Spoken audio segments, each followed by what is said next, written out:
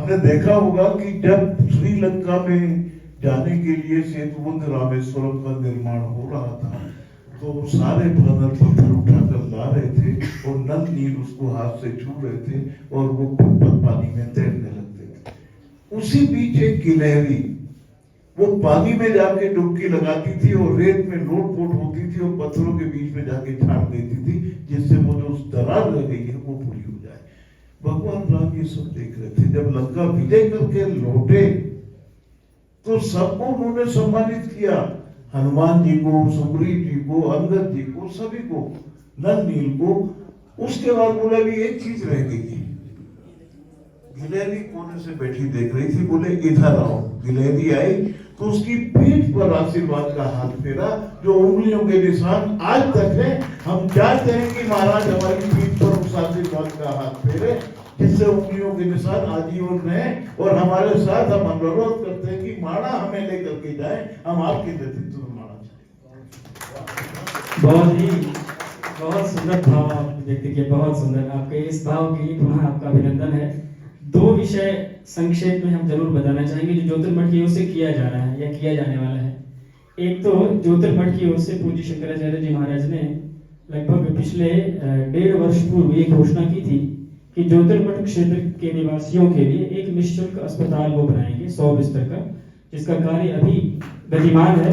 हम लोगों की ये इच्छा है कि 100 बिस्तर का एक अस्पताल हो, जिसमें निःशुल्क रूप से यहाँ के क्षेत्रीय लोगों को पूरी स्वास्थ्य संबंधित सेवाएं दी जा सके।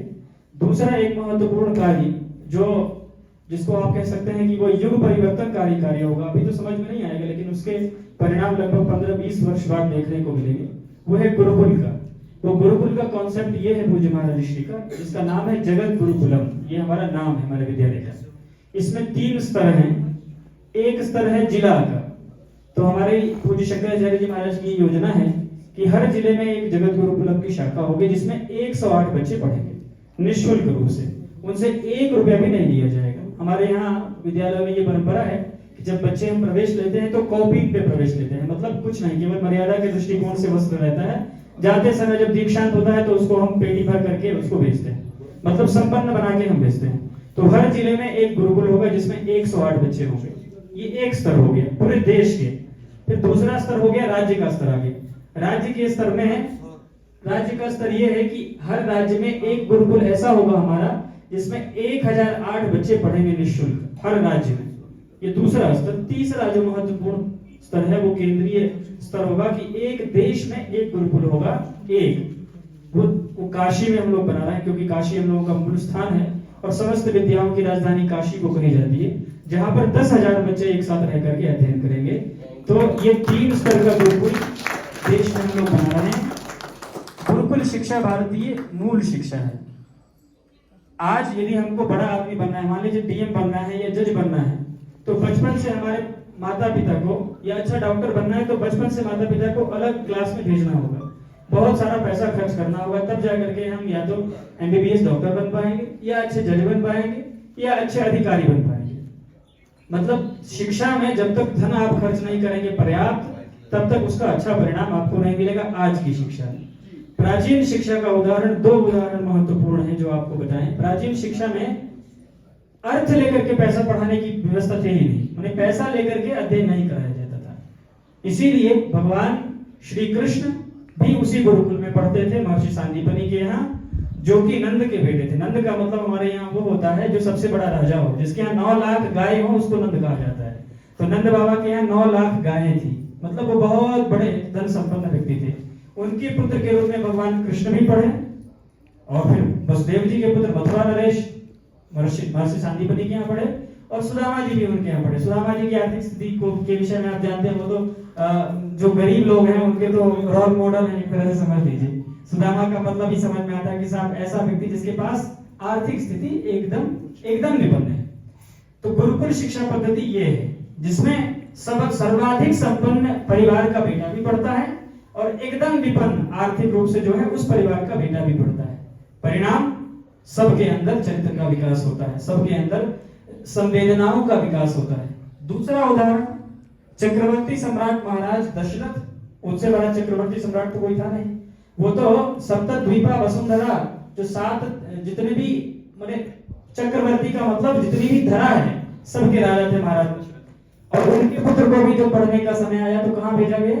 गुरुकुल में भेजा गया। तो ये भारतीय संस्कृति है जहां पर शिक्षा में एक भी रुपए खर्च नहीं होना चाहिए। यही शंकराचार्य जी का ध्येय है, जिस भावना को लेकर के हम लोग हर जिले में 108 बच्चों का, हर प्रदेश में 1008 बच्चों का और एक पूरे देश को लेकर के एक केंद्र जिसमें 10,000 बच्चे पढ़ेंगे।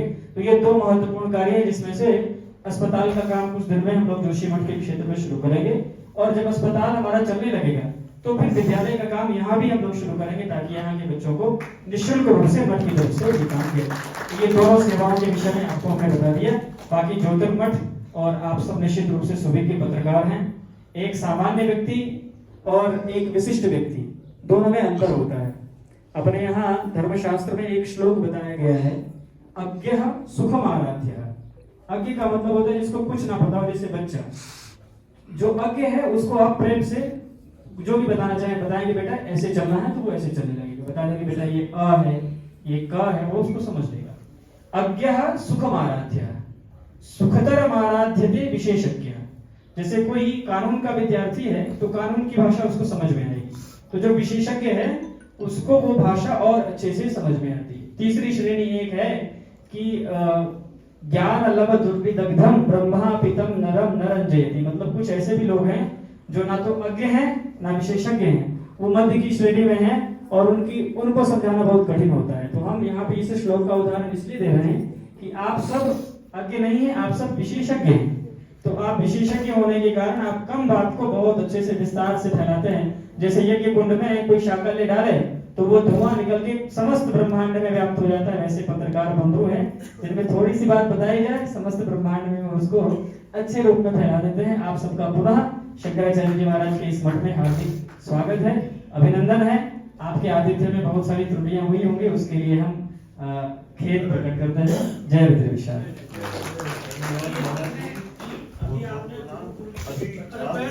तो बैठे हमें जो आज